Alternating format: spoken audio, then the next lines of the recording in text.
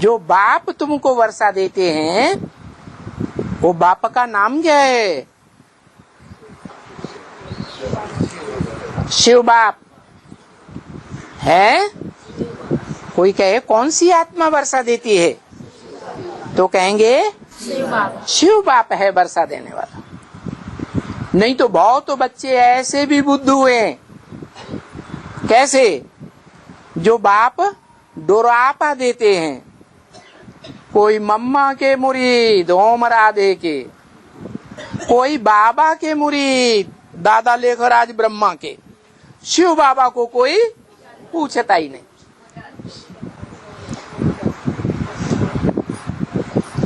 ऐसे बेसिक में ही है, ये एडवांस ज्ञान में चलने वालों में भी है। एडवांस ज्ञान में चलने वालों में कैसे है?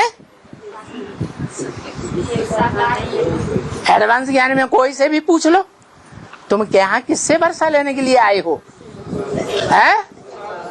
तो सब कहेंगे हम तो शिव बाबा से वर्षा लेने आए। जिस शिव बाबा से तुम वर्षा लेने आए हो, तो तुम्हारी बुद्धि में कौन सी आत्मा टिकती है कि जो वर्षा देने वाली है मुक्ति, जीवन मुक्ति का? साकार शिव बाप टिका हुआ है? शिव बाबा टिका हुआ है। साकार निराकार का मेल तो है, लेकिन उस साकार को कंट्रोल करने वाली आत्मा कौन है? शिव। अगर शिव ज्योति बिंदु याद रहता है साकार के साथ, तब तो ठीक है कि तुम शिव बाबा को याद करते हो। अगर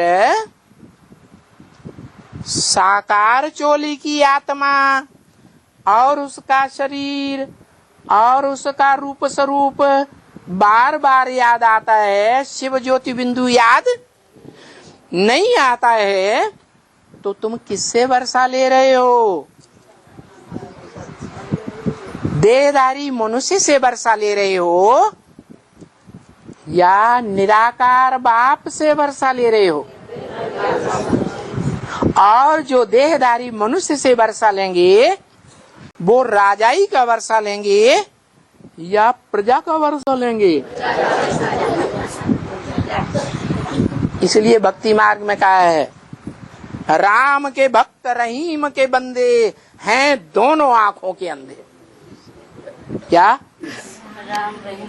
कोई राम में फंस जाते हैं, कोई कृष्ण में फंस जाते हैं। वो तथाकथित ब्रह्मा कुमारियां किसे में फंस गई है? कृष्ण वाली आत्मा में फंस गई। ये गीता का भगवान है। साकार भगवान दुनिया में इस ब्रह्मा बाबा की सवाय और कोई है ही नहीं। तो बताओ, वो प्रजा का वर्षा लेंगे या राजाई का वर्षा लेंगे? प्रजा का वर्षा लें। तो क्या सब ब्रह्मा कुमारी यहाँ प्रजा का वर्षा लेंगी? है नहीं। ब्रह्मा की गोद में खेलने वाले अनेक प्रकार के बच्चे हैं। गोद माने कुख, कोख, तो वो कुख वंशावली हैं जिनको गोद का बड़ा गुमान रहता है। हमने ब्रह्मा बाबा की गोद ली है, तुम तो कल के आए हुए हो, तुम क्या हमको ज्ञान सुनाओगे? बाबा कहते हैं वो है पुष्कर में जिसकी यादगार बनी हुई है ब्रह्मा की, उसके फॉलोअर पुष्करणी ब्राह्मण। कौन से ब्राह्मण? पुष्करणी ब्राह्मण है।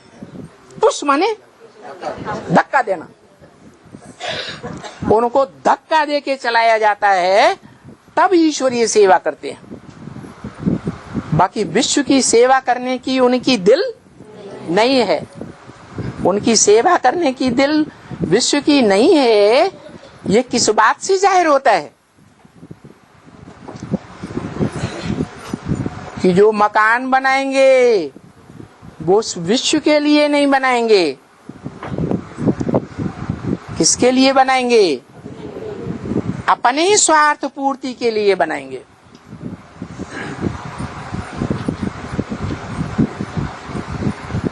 जो भोजन खाएंगे वो अपनी आत्मा की तुष्टि के लिए, शरीर की इंद्रियों की तुष्टि के लिए, पुष्टि के लिए खाएंगे, बनाएंगे, या 500-700 करोड़ विश्व कल्याण के लिए बनाएंगे? है जैसे गीता में लिखा है, जो यज्ञ के लिए भोजन नहीं बनाते हैं, बिना यज्ञ में स्वाहा किए खाते हैं, वो पापियों की लिस्ट में है। क्या? पाप कमाते हैं।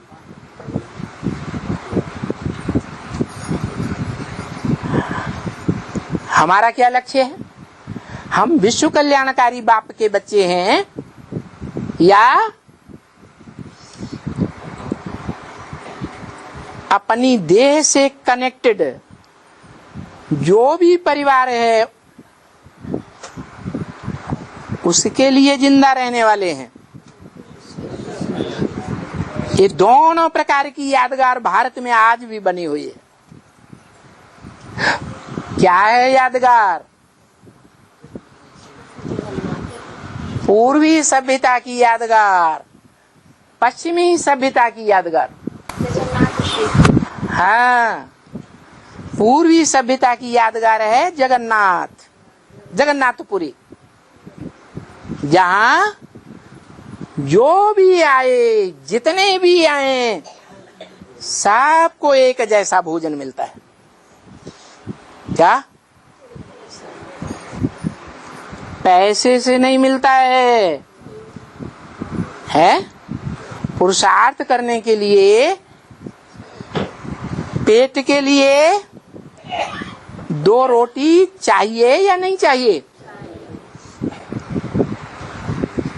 तो वो पूर्ति बाप के घर में 500-700 करोड़ मनुष्य आत्माओं के लिए मुहैया है।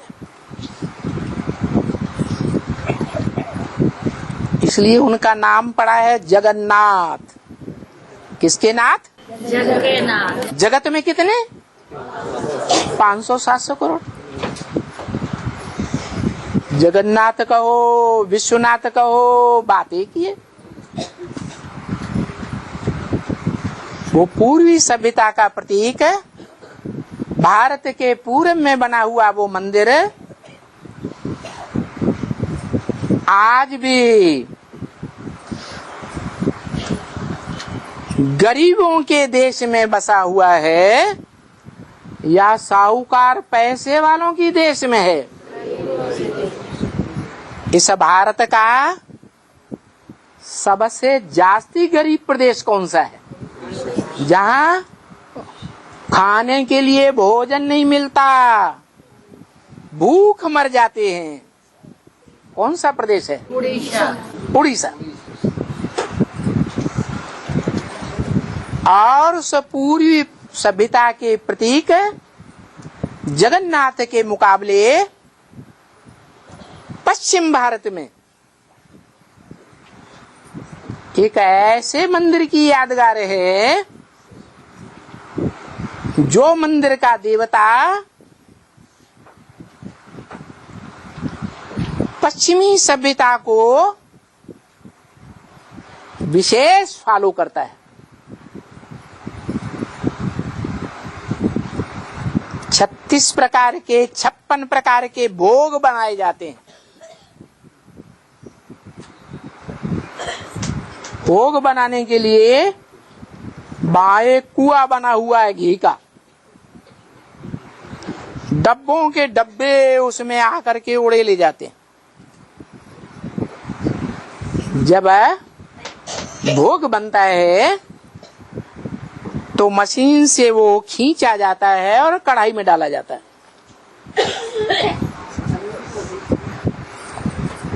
और वो भोग पैसे वालों को मिलता है या जो भी जाए सबको मिलता है? पैसे वाले। टैली करो।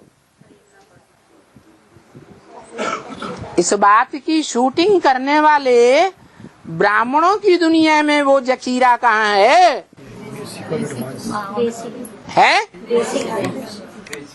जहाँ साहूकारों को बढ़िया बढ़िया भोजन मिलेगा,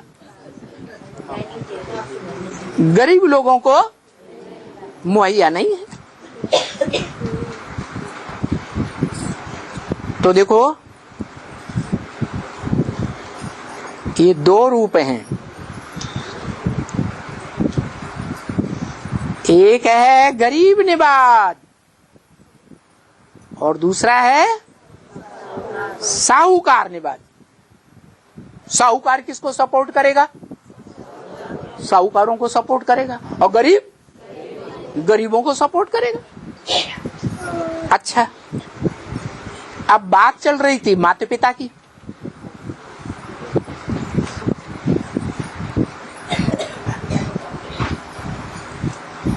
वेद का बाप, आत्माओं का बाप, जो सदा काल शरीर रूपी पुरी में रहते हुए भी आराम से शयन करता है शरीर रूपी पुरी में, वो कौन आत्मा है?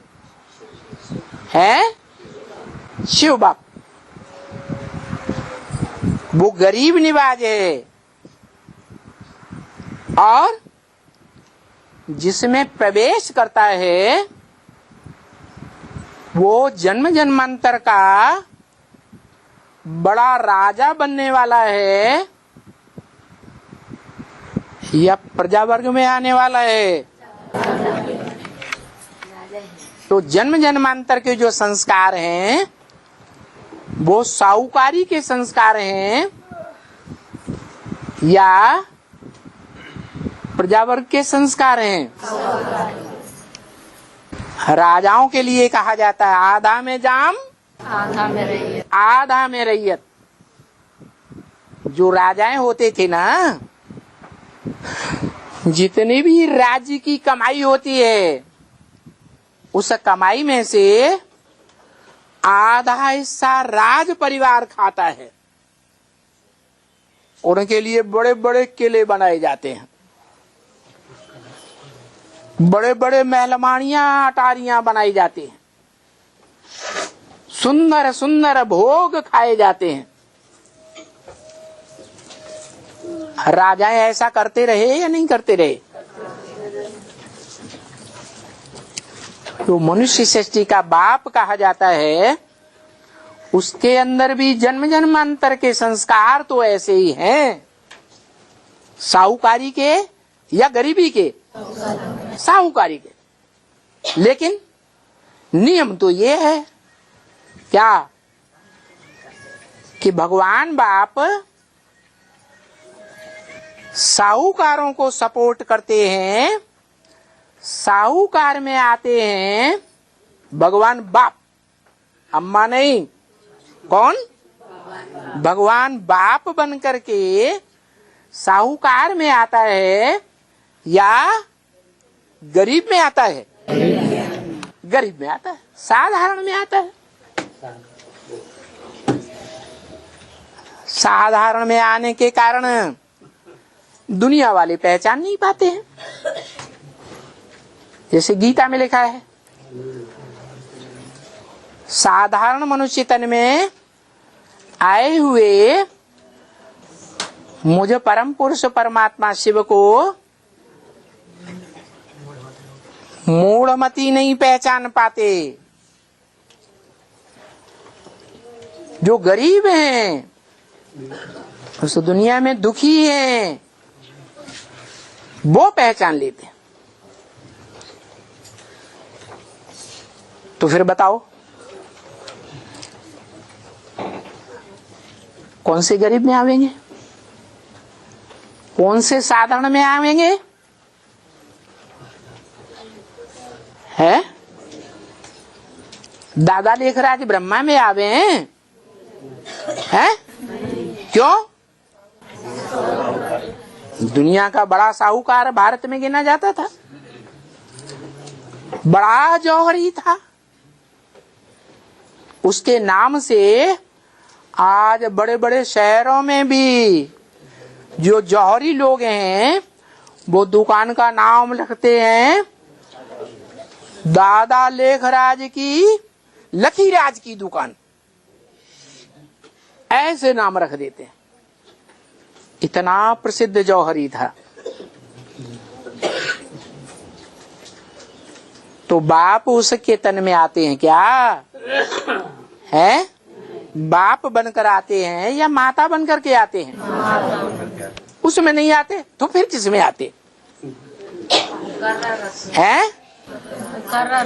मुकर्ररत। वो तो जन्म जन्मांतर का राजा, वो तो हीरो पाटदारी है।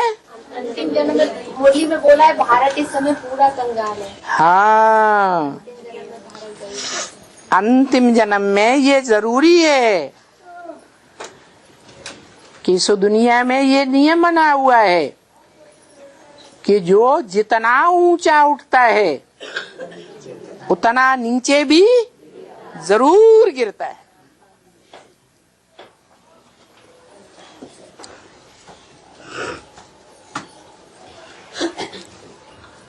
अंतिम जन्म में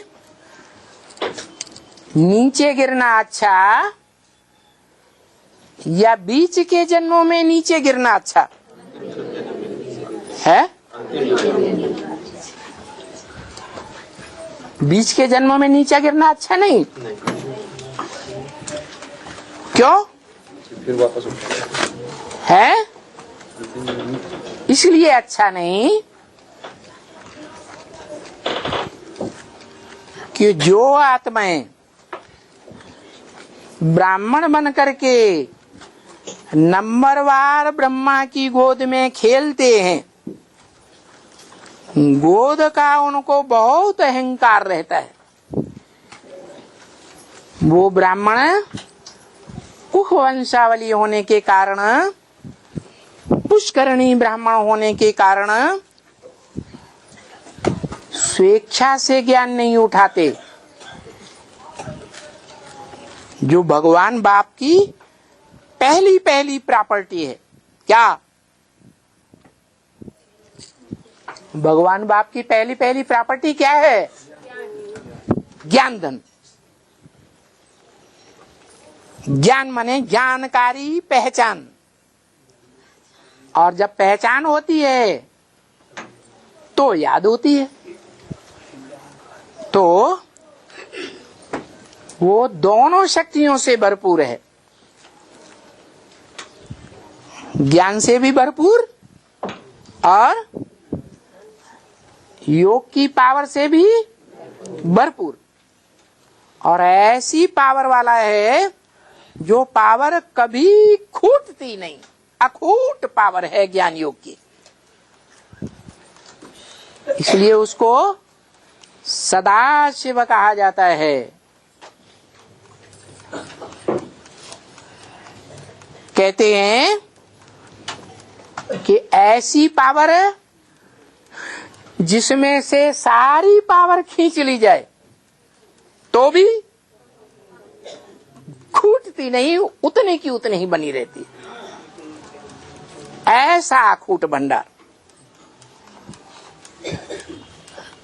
तो वो अखूट भंडार इस सृष्टि पर जब आता है तो नंबरवार क्यों बन जाते हैं? क्योंकि जो और धर्म में कन्वर्ट हुई आत्माएं भारत में आई हैं, ब्राह्मण बनी हैं, वो और धर्मों की कमजोरियां अपनी आत्मा में साथ लाते हैं। और धर्म वाले सिर्फ निराकार को मानते हैं, चाहे वो ब्रह्मावशी हो। अपन को ब्रह्मा कुमार कहलाते हो, चाहे वो इस्लाम वंशी हो, बौद्ध वंशी हो, क्रिश्चियन वंशी हो, कोई भी वंशी हो। वो निराकार को मानते पहचानते हैं या साकार में निराकार को मानते हैं, सगुण निर्गुण दोनों को मानते हैं, या सिर्फ निराकार को मानते हैं? निराकार को मानते हैं। तो ऐसी निराकार को मानने वाली आत्माएं जिस साकार मुकर्रर रथ में भगवान बाप आता है उसके ऊपर श्रद्धा ही नहीं रखते। जन्म जन्मांतर के उनमें अश्रद्धा के संस्कार हैं साकार के प्रति। जैसे मोहम्मद की आत्मा वो इस सृष्टि पर आई तो क्या किया, बड़ा काम है। उनसे पहले जो इस्लाम धर्म वाले थे वो तो देवताओं की मूर्तियों को पूजते थे, परंतु मोहम्मद ने क्या किया, उन सब मूर्तियों को तोड़वा डाला। उस मोहम्मद का फॉलोअर भारत में आया तो सोमनाथ मंदिर में जो मूर्ति रखी हुई थी भगवान का साकार रूप की, शंकर की मूर्ति, उसका मुंडोड़ा दिया और धड़ को ले गया अपने दरवाजे की सीढ़ियों पर पट डाल दिया। इतनी नफरत करता था साकार रूप से कि जब भी चढ़ेंगे घर के दरवाजे पर तो पांव रख करके चढ़ेंगे, और जब भी उतरेंगे तो पांव मार करके उतरेंगे। है बताओ, सारी दुनिया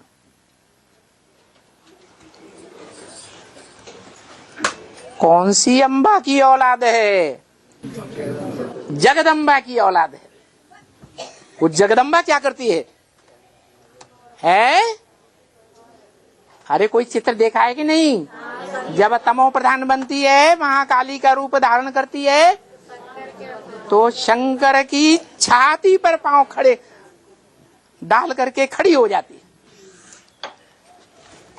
ऐसी जगदम्बा के जो बच्चे हैं जगत में और धर्म वाले,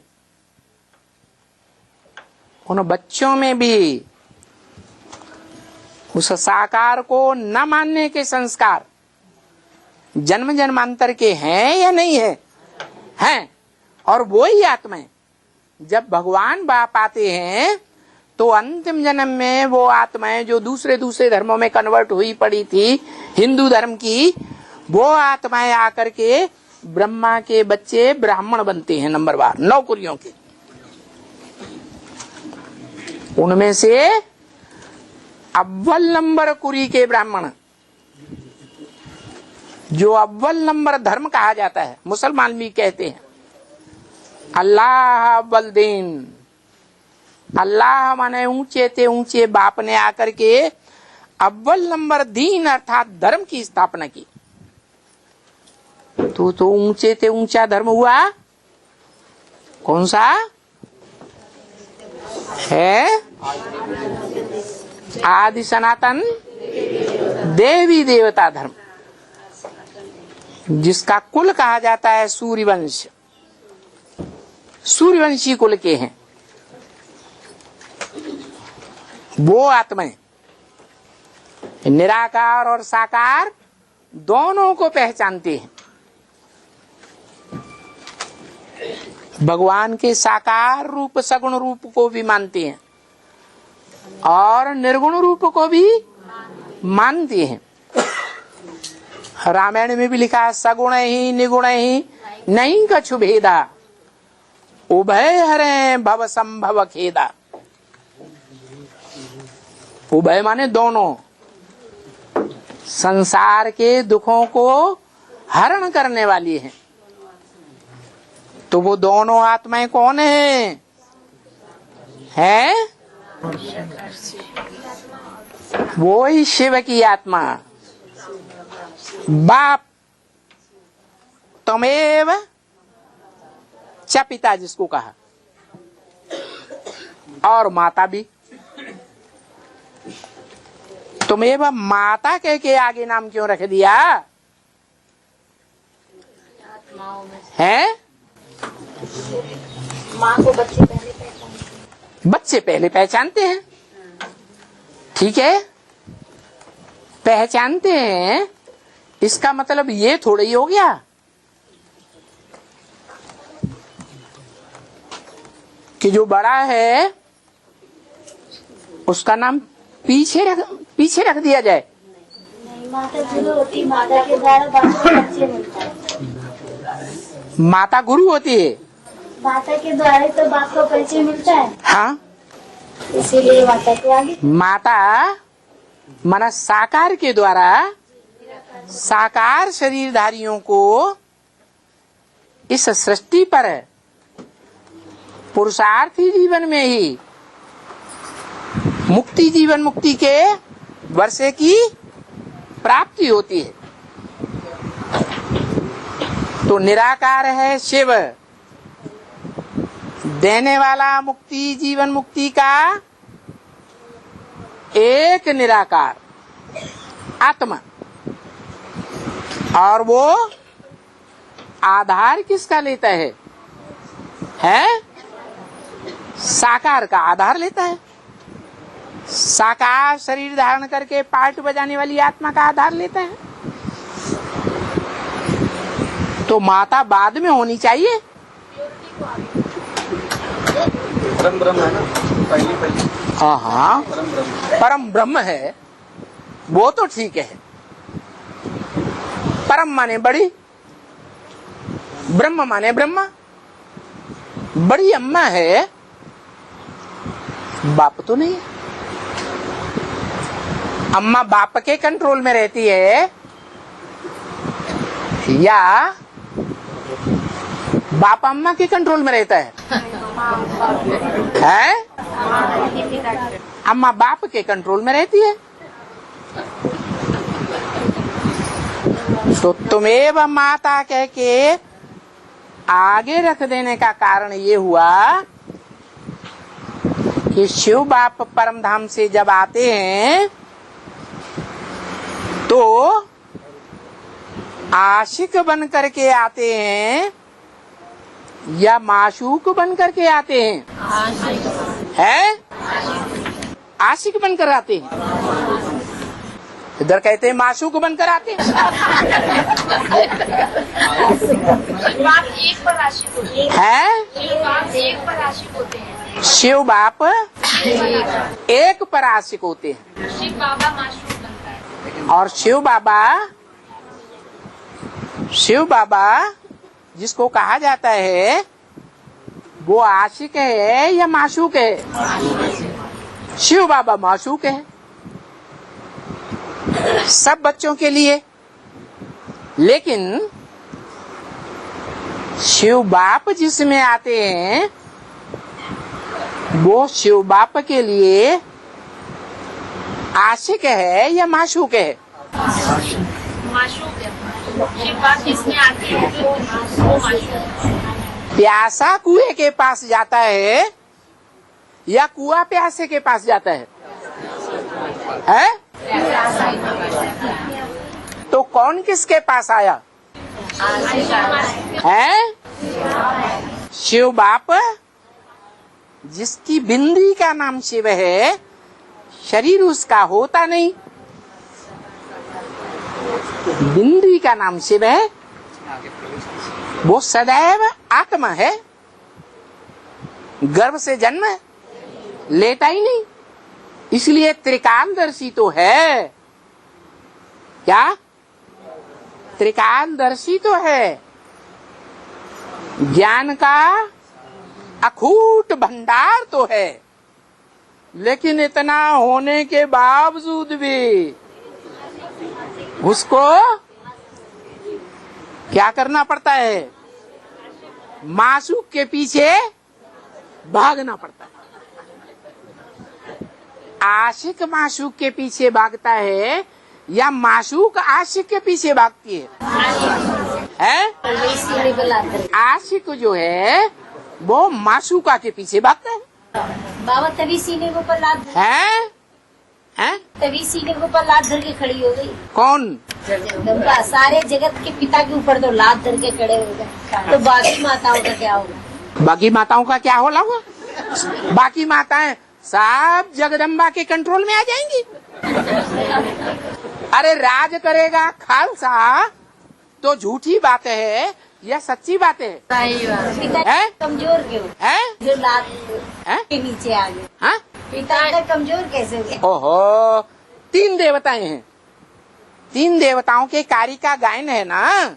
क्या? ब्रह्मा द्वारा स्थापना, विष्णु द्वारा पालना और शंकर द्वारा है? शंकर द्वारा विनाश। तो ये विनाश का काम किसके सिर पर रखा है?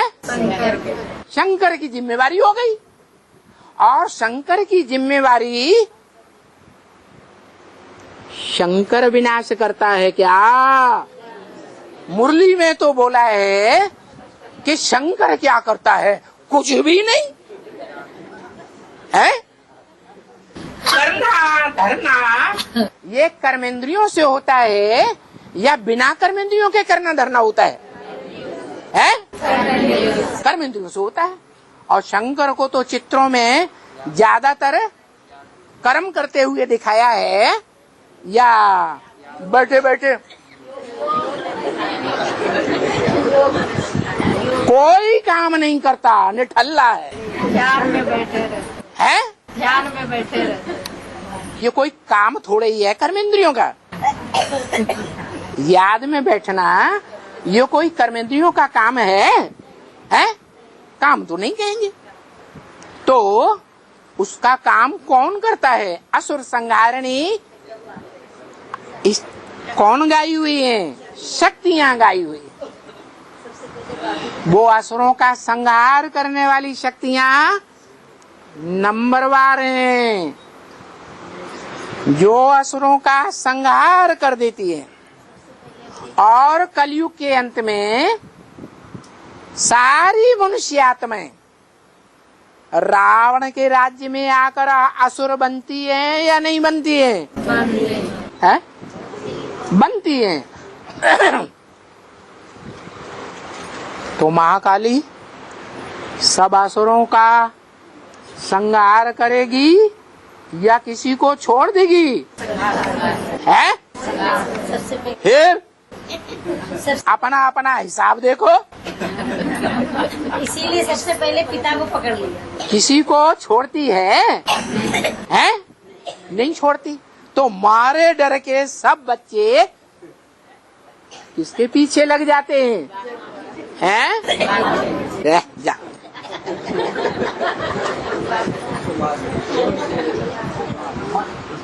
किसके पीछे लग जाते? हाँ, राज करेगा खालसा, उसके पीछे लग जाते हैं।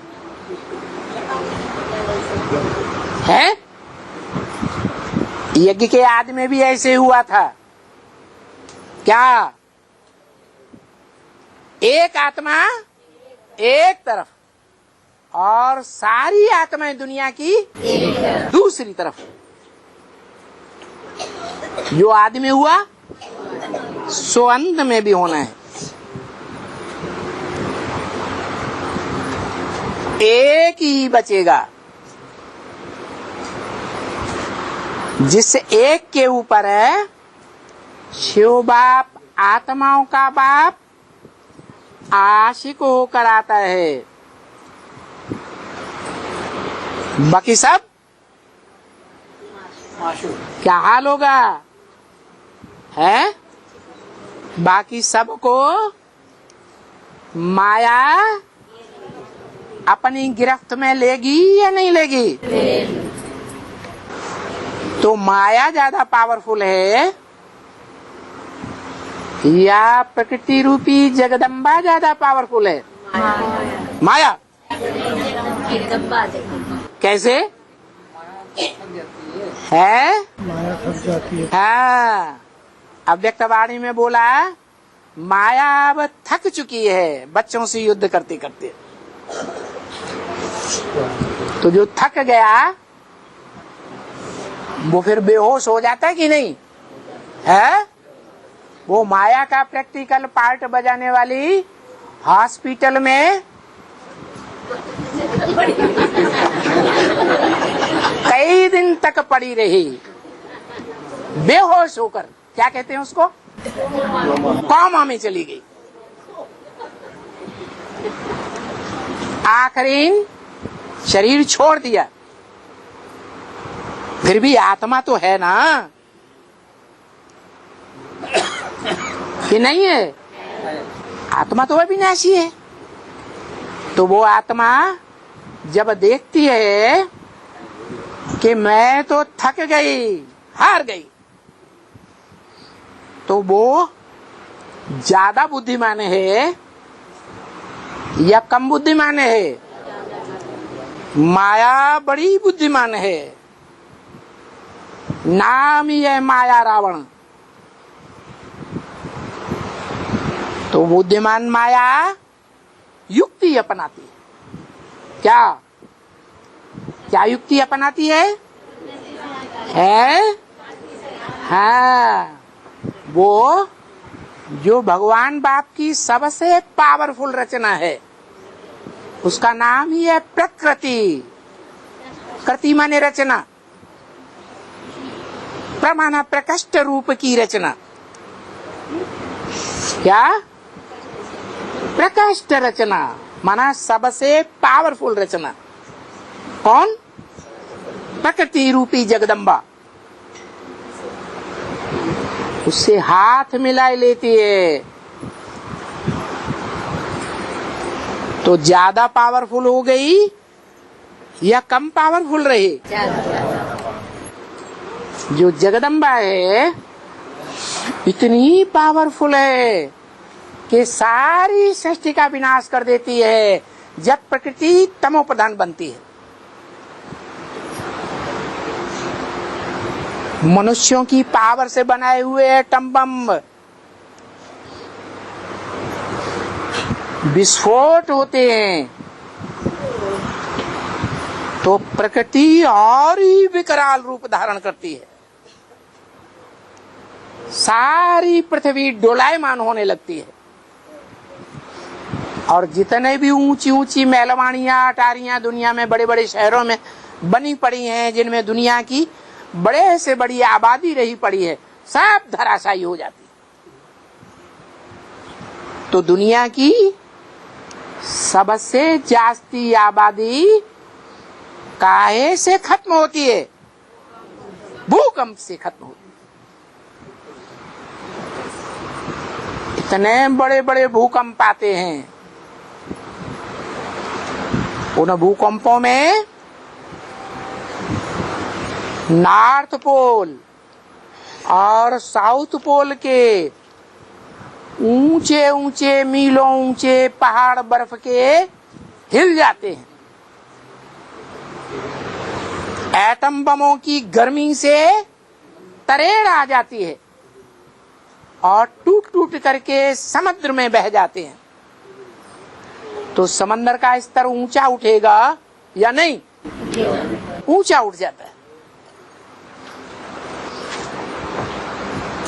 इतना ऊंचा उठता है और इतना समंदर का पानी बमों की गर्मी से गर्म होता है, बॉइल्ड वाटर बन जाता है कि समंदर का ढेर सारा पानी भाप बनकर ऊपर उड़ जाता है और कई दिन तक मूसलाधार बरसात होती रहती है। तो समंदर का पानी और ऊंचा उठेगा या नहीं? और ज्यादा ऊंचा। इतना ऊंचा उठता है कि जितने भी विदेशी धर्मखंड हैं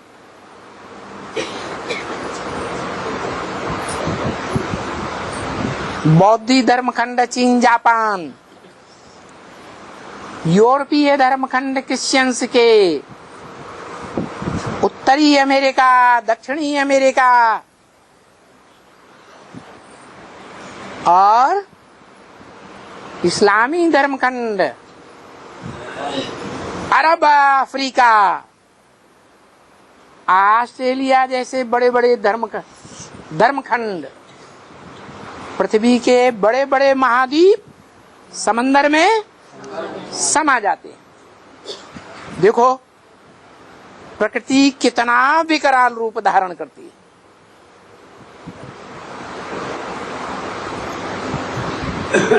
तो 500-700 करोड़ आत्माओं में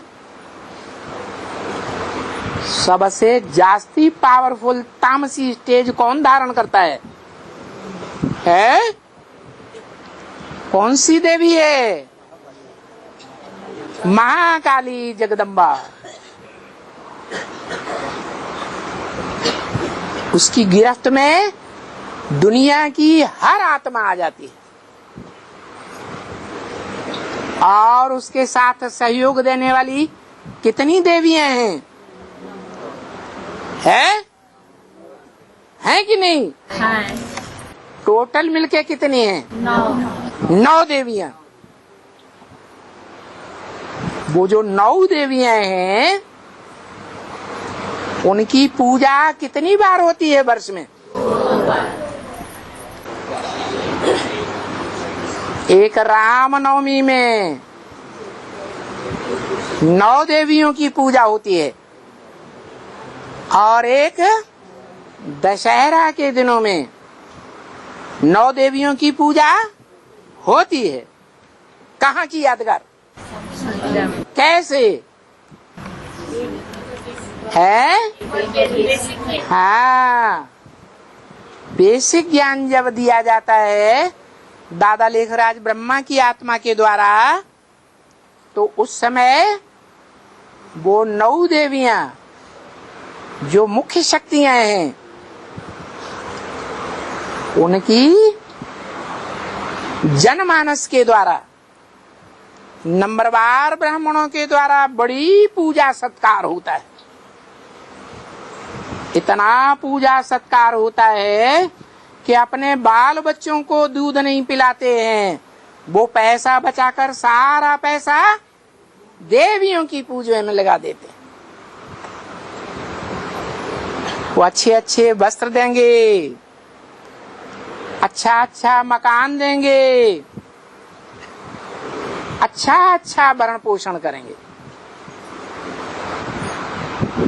जैसे भगवान की पूजा होनी चाहिए वैसे किसकी पूजा होने लग पड़ती है?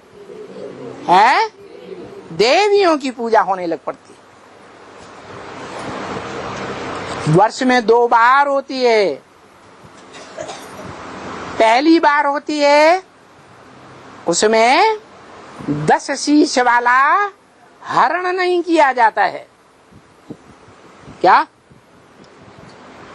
76 में क्या हुआ? बाप का प्रत्यक्षता वर्ष हुआ या नहीं? हुआ। तो उस समय जो भी एडवांस ज्ञान में आए, भगवान बाप की ऊंची पढ़ाई में आए, उन्होंने उन देवियों को डाउन किया या ऊंचा उठाया? कहते हैं भक्ति मार्ग में नहीं भी डूबती हैं तो पांव रख करके डुबा देते हैं। कौन सा पांव? ये बुद्ध रूपी पांव से ऐसे ऐसे ज्ञान के पॉइंट सुनाते हैं कि वो एकदम डूब जाती है, डाउन हो जाती है।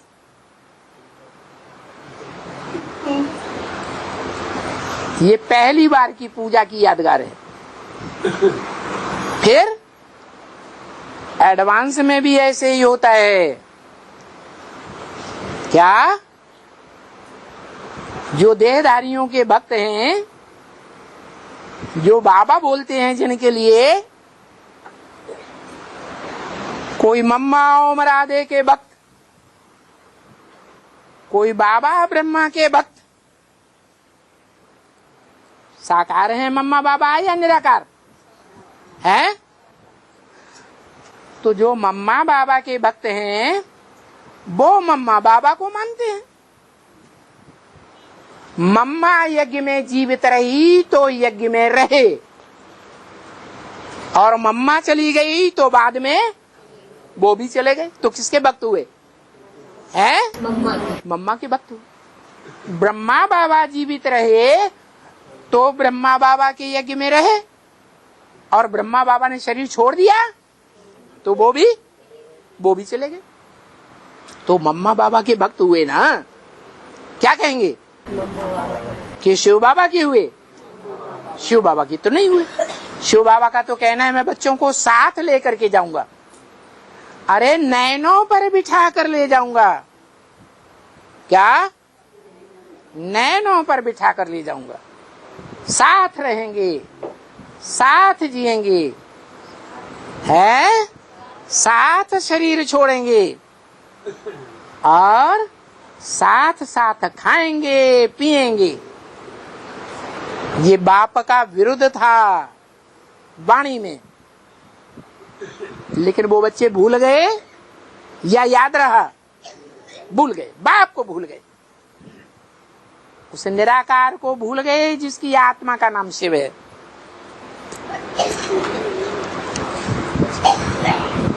साकार याद रह गए। तो प्रजा में जाने वाले हुए या राजा बनने वाले हुए? हैं? प्रजा में जाने वाले हो गए।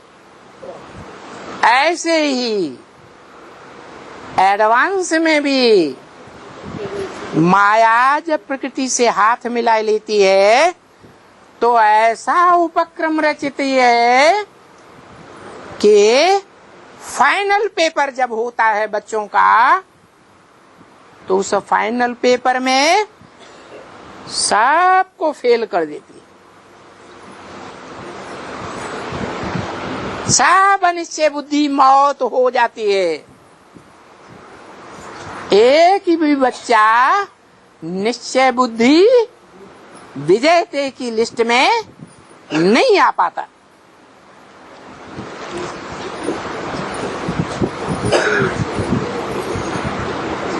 जैसे आदमी एक तरफ और सारी दुनिया दूसरी तरफ, ऐसे ही तो देखो जो देहधारी के भक्त होते हैं उनको राजा ही प्राप्त नहीं होते, टूट जाते हैं। यही बात एडवांस में भी अंत में लागू हो जाती है। क्या? कोई मम्मा के मुरीद? अरे एडवांस में कोई माँ है या नहीं है? कौन है? जगदम्बा। एडवांस में जिस एडवांस ज्ञान से नई दुनिया का नींव डाला जाता है, फाउंडेशन डाला जाता है, उस फाउंडेशन काल में कोई आत्मा एडवांस पार्टी का हो, सूर्यवंशी पार्टी का हो, उनकी माता के रूप में पार्ट बजाती है या नहीं बजाती है? हैं? बजाती है। कौन? योगिनी कहते हैं। योगीराज और योगीराज के साथ योगिनी, ये दोनों आत्माएं कौन सी माला के मणके हैं? हैं? रुद्रमाला के मणके हैं। रुद्रमाला मेल्स की माला है जिनमें जन्म जन्मांतर के मेल्स का जन्म लेने के स्वभाव संस्कार भरे हैं, या फीमेल की माला है? मेल्स की माला है। तो रुद्रमाला में जो सबसे पहले ऊंचे दो मणके हैं वो दोनों आपस में संबंध क्या है? आपस में संबंध हुआ आत्मा आत्मा भाई भाई।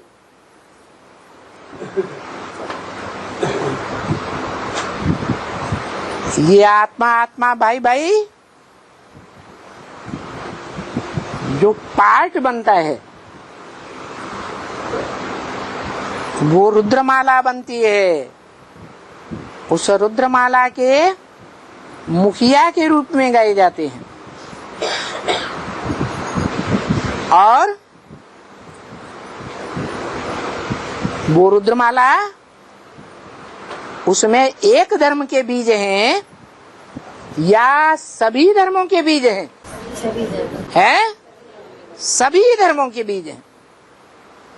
जो और धर्मों के बीज हैं उनमें और धर्मों की क्वालिटीज होंगी या नहीं होंगी? होंगी। तो और धर्मों के जो बीज हैं उनमें निराकारी स्टेज वाले ज्यादा होंगे या साकार और निराकार दोनों को मानने वाले ज्यादा होंगे? निराकार को मानने वाले 80-90% भी हो सकते हैं। वो निराकार को मानने वाले साकार के ऊपर पक्का विश्वास धारण कर सकेंगे? नहीं कर सकेंगे। आज निश्चय बुद्धि और कल किसी ने कोई ग्लानि सुना दी तो अनिश्चय बुद्धि। ये तो भारतीय परंपरा है, सदगुरु निंदक ठौर न पावे। माने वो आत्माएं जो और धर्म की बीज हैं वो आत्माएं निंदा करने के निमित्त बन जाती हैं, बाप की ग्लानि करने के निमित्त बन जाती हैं। इसलिए उनको आदि में ही जो राजधानी स्थापन होती है, बहुत छोटी सी राजधानी, कितनी आत्माओं की राजधानी स्थापन होती है? 8 संपन्न आत्माओं की राजधानी। ऐसी संपन्न आत्माएं जो धर्मराज की बिल्कुल सजा नहीं खाती हैं, ऐसी परिपूर्ण राजधानी उसके भांति नहीं बन सकते। उनके फॉलोअर्स की प्रजा भी नहीं बन सकते है। राजधानी स्थापन होगी तो प्रजा भी होगी या नहीं होगी? प्रजा भी होती है, राजाएं भी होते हैं और राज्य अधिकारी भी होते हैं, दास दासी भी होते हैं। राजधानी में तो सब चाहिए ना, भले छोटी राजधानी हो या बड़ी राजधानी हो। तो देखो ये पक्का बुद्धि में बैठ जाना चाहिए कि देने वाला दाता जो एक कहा जाता है, जिसमें 2 आत्माएं पार्ट बजाती हैं, उनमें दाता बाप एक है और दूसरी आत्मा दाता है या लेता है? लेता है। जो खुद लेता है वो दूसरों को दे सकता है? नहीं दे सकता। माना बाप समझाते हैं मुरली में, वो त्रेता वाला राम वाली आत्मा नहीं। कौन सी आत्मा? संगम युग में जो राम का पार्ट बजाती है। रमिते योगिनो यस्मिनीति राम, जिसमें योगी लोग अतीन्द्रिय सुख में रमण करते हैं, वो राम अतीन्द्रिय सुख देने वाला कौन सी आत्मा है? इंद्रिय धारण करने वाली जन्म जन्मांतर की आत्मा है या इस सृष्टि पर आने पर भी, शरीरधारी में प्रवेश करने पर भी अतीन्द्रिय स्टेज में रहती है, वो शिव की आत्मा है। अतीन्द्रिय सुख देने वाली कौन सी आत्मा है? शिव की आत्मा है। इसलिए शिवलिंग कहा जाता है। जो मंदिर में यादगार बनी हुई है साकार निराकार के मेल की, प्राचीन ते प्राचीन मंदिर सोमनाथ मंदिर में भी थी यादगार। बड़ा गोल लिंगाकार लाल पत्थर का लिंग, साकार की यादगार, और उसके बीच में निराकार की यादगार हीरा जड़ा हुआ था। वो निराकार अतीन्द्रिय सुख देने वाली आत्मा है। इसलिए शिवलिंग कहा जाता है या शंकर लिंग कहा जाता है।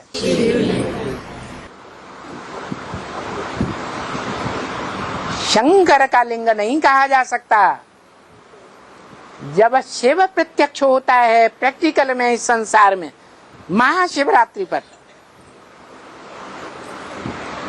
तब उस लिंग की यादगार संपन्न बनती है। कैसी यादगार? सदा शिव। क्या? कैसा सदा शिव?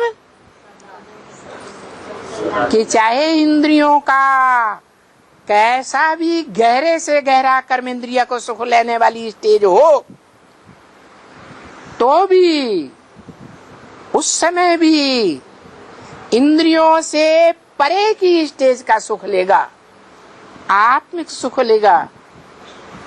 देह की इंद्रियों के सुख में रमण नहीं करेगा। इसलिए उस लिंग को हाथ, पांव, नाक, कान, आंख नहीं दिखाया जाता। क्यों नहीं दिखाया जाता? ये आत्मा की स्टेज दिखाई गई है कि वो आत्मा जिसको शिवलिंग कहा जाता है, भगवान का सगुण रूप, साकार रूप, वो आत्मा भी निराकारी स्टेज धारण कर लेती है। निराकारी, निर्विकारी और निर्गुण, निरहंकारी। तो ये दो आत्माएं हैं जो कंबाइंड एक शरीर में पार्ट बजाती है और मुक्ति, जीवन मुक्ति का वर्षा देती है। वर्षा देने वाला बाप या माँ? वर्षा कौन देता है? बाप वर्षा देता है। तो वर्षा देने वाली आत्मा निराकार शिव ज्योति बिंदु है। जिस साकार के मनुष्य तन में प्रवेश करती है वो आत्मा वर्षा देने वाली नहीं है। वो माता का रूप है, पंच तत्वों का पुतला। 5 तत्वों का पुतला है या नहीं है? है, प्रकृष्ट पुतला है। तो वो पुतला माता के रूप में गाया हुआ है। उसको कहते हैं त्वमेव माता च पिता त्वमेव। सब संबंध उसके साथ बन जाते हैं। तो माता पिता और फिर उनको बाप दादा भी कहा जाता है। क्या? वो बाप भी है और आत्मिक स्थिति में रहने वाले जो बच्चे हैं उनकी बुद्धि में रहना चाहिए कि वो कंबाइंड रूप जो बाप दादा का पहला रूप है वो आत्माओं का कॉम्बिनेशन है या देह के कॉम्बिनेशन के रूप में देखेंगे? आत्मा का कॉम्बिनेशन। एक है बाप और दूसरा है दादा। दादा माने बड़ा भाई, माने आत्माओं के बीच में बड़ा भाई। जो बड़ा भाई होता है वो भी बाप समान माना जाता है। भारतीय परंपरा में कोई राजा है, उसके 4-6 बच्चे हैं, तो भारतीय परंपरा में राजाओं ने कौन से बच्चे को राजाई दी? बड़े बच्चे को राजाई दी। तो बड़ा बच्चा हो गया दादा और छोटे क्या समझेंगे? बाप चला गया तो बाप की जगह पर गद्दी लेने वाला ये आत्मा है या नहीं है? तो बाप समान है या नहीं है? बाप समान है। इसलिए बाप दादा भी कहेंगे। परंतु जो साकारी स्टेज में रहने वाली आत्माएं हैं, संपूर्ण निराकारी स्टेज धारण नहीं करती है। संपूर्ण निराकारी स्टेज धारण करने वाली कितनी हैं? 4.5 लाख। वो 4.5 लाख बीज रूप आत्माएं सृष्टि के आदि से लेकर के कलयुग के अंतिम जन्म तक भी जो आत्माएं ऊपर से नीचे उतरती हैं, उन सब की बीज रूप बाप हैं। क्या? उन बीजों के साथ आधार मूर्त माताएं भी हैं। क्या? आधार मूर्त माताएं भी हैं। जैसे बुद्ध आया तो सिद्धार्थ में प्रवेश किया। जिसमें प्रवेश किया वो उसकी बन्नी हुई या नहीं हुई है? माशूका हुई या नहीं हुई है? और वो ऊपर से आने वाली आत्मा आशिक हुई। आधार भी है माता और ऊपर से आने वाला निराकार बीज भी है। परंतु जो माता को जन्म देने वाला है, होता है ना, है? जो माता को जन्म देने वाला है, माने सिद्धार्थ को जिसने जन्म दिया, वो बाप का पार्ट बजाने वाली आत्मा सिद्धार्थ से ज्यादा पावरफुल होगी या कम पावरफुल होगी? बाप तो बच्चे के मुकाबले जास्ती ही होता है। तो देखो हिस्ट्री में ये आया है कि बुद्ध वाली आत्मा ने जब बौद्ध धर्म चलाना शुरू किया भारत में, तो सिद्धार्थ के पिता ने उसको देश निकाला दे दिया। चीन जापान की तरफ जाकर उन्होंने अपना धर्म स्थापन किया।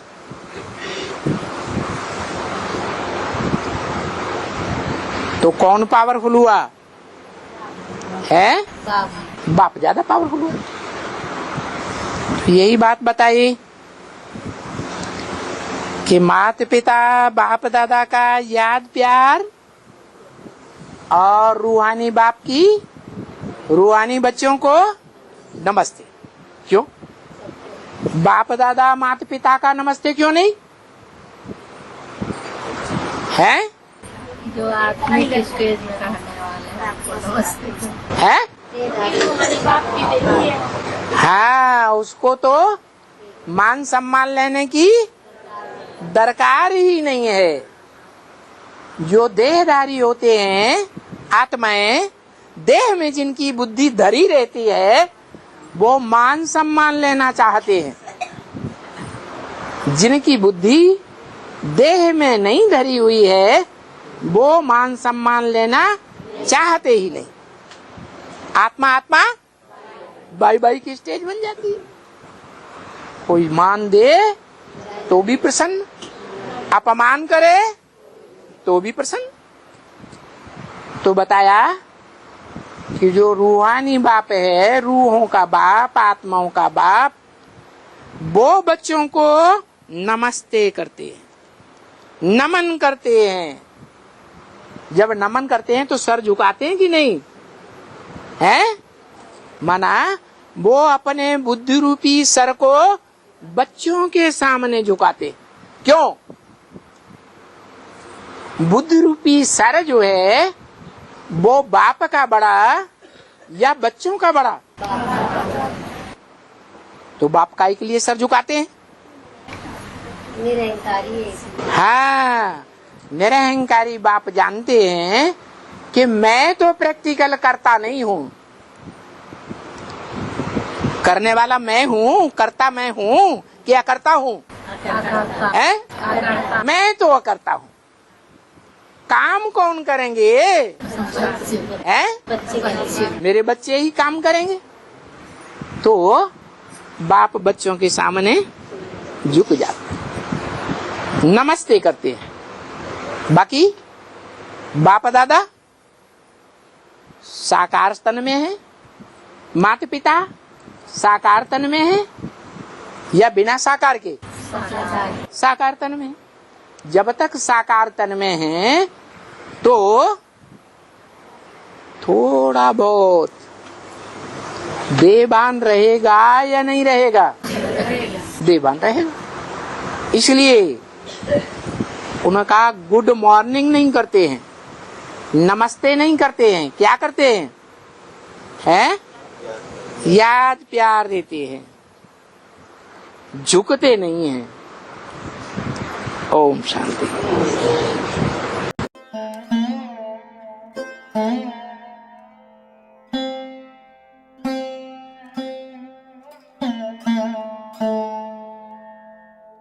Thank you.